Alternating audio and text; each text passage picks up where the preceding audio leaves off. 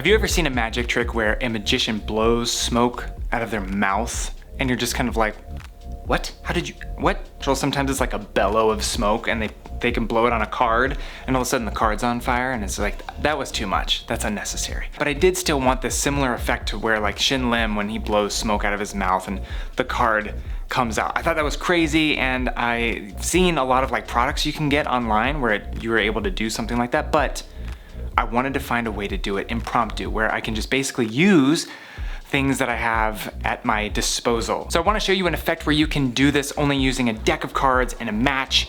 Let's check it out. Bam! All right, so here we go. Here's how you do this trick. So there's a couple different key things you need to know: how to control a card to the top of the deck, how to do a mercury fold, and how to inhale through your nose. If you're not familiar with getting someone's card to the top, we're gonna do this real quick. Here's one of my favorite methods. I go to this all the time. Here's how you do it. Say they have their card. They're thinking of their card. You're gonna distract them from the deck and you're going to basically say, hey, I want you to think about your card. I want you to imagine it as if it's a painting in your head. So that way, all of their attention right now is going on to their thought process and what they're doing to remember the card. You, as the magician, are thinking of the next step, which is I have to cut the deck. So if you basically just swing cut, just take your index finger right here, lift half of it, and swing it to the side, get a little swing cut. So I swing cut, boom, boom, and then I grab this packet and ask them to put their card on top of this packet, right? Their card is on top. And as you have your second packet, it's going down, your sneaky little pinky is gonna stop that deck from closing completely. That's a very aggressive pinky break, by the way, but this is a nice break right here. From here, it looks fine. There, sneaky magician. Your thumb comes in and puts pressure behind here. You pick this up, and then this hand is free to go on top right here, and then your thumb just loosens that part and brings that on top right there. And then you can do something like this and really just mess them up. That always gets them there like, whoa! So their card's controlled to the top. Now you need to make a mercury fold. So now if I flip the deck over and I hold the deck like this, where my thumb is on the bottom, middle finger is firmly ensconced on there, the left hand comes up and I'm gonna basically push down on this card like this. So I wanna make sure my thumb has enough space right here so that when I push down, it's not gonna go anywhere. And then my other thumb comes in and squeezes that, like that, right?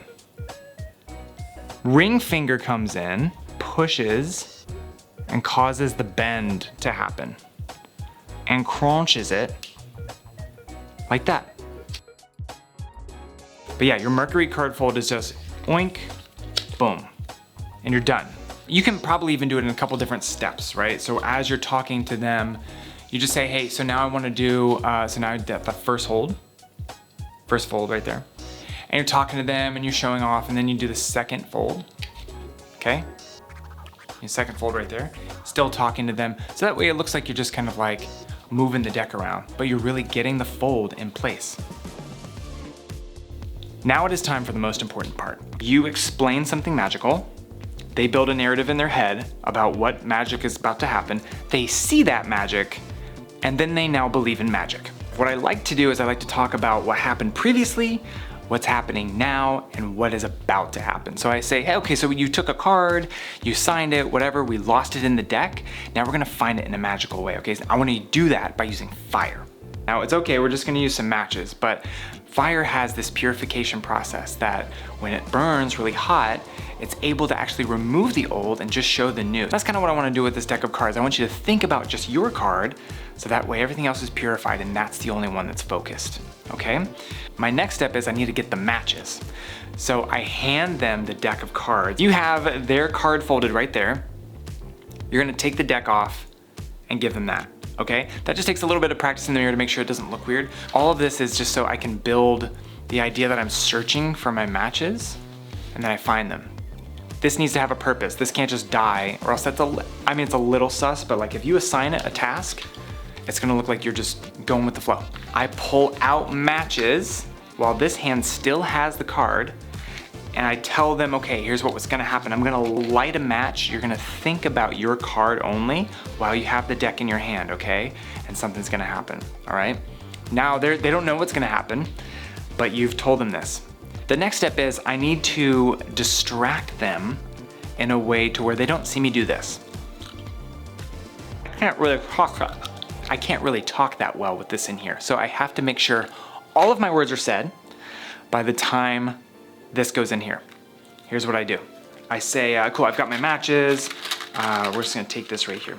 Oh, and do you mind, like, can you fan out the cards for me? Yeah. Yes, this is very bold, okay? They're gonna look down. They're gonna look down at the cards. That they have to. If you point to the cards and say, oh, can you spread, and you like look down at the cards, you'll see them look, and that's your moment.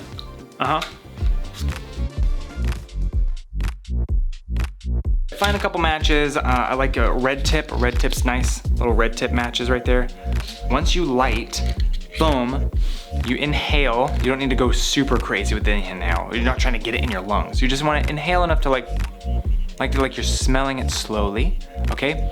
So you smell it slowly, it lights, and you bring it out fast enough so people don't think that you're like sitting there inhaling the smoke, right?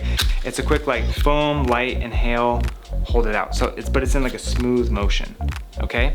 If you want to be really dramatic and do it even slower, you can go slow and it'll last longer.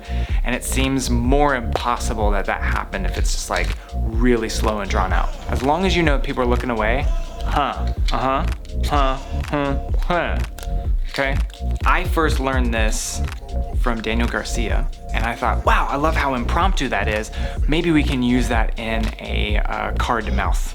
What I love about this is you can do this anywhere. If there's like a restaurant that's got matches on the side, or if it's a birthday party or someone's house and they've got matches, you can do this even if you don't have cards. You can just pew them up. So leave a comment in the chat. Let me know how you end up using this effect. It's super easy, very impromptu, and a whole lot of fun. So believe in the magic, convince them of magic, then do the magic, and they'll believe even more about magic. That's all I have for today, and I will see you on the next one. Peace.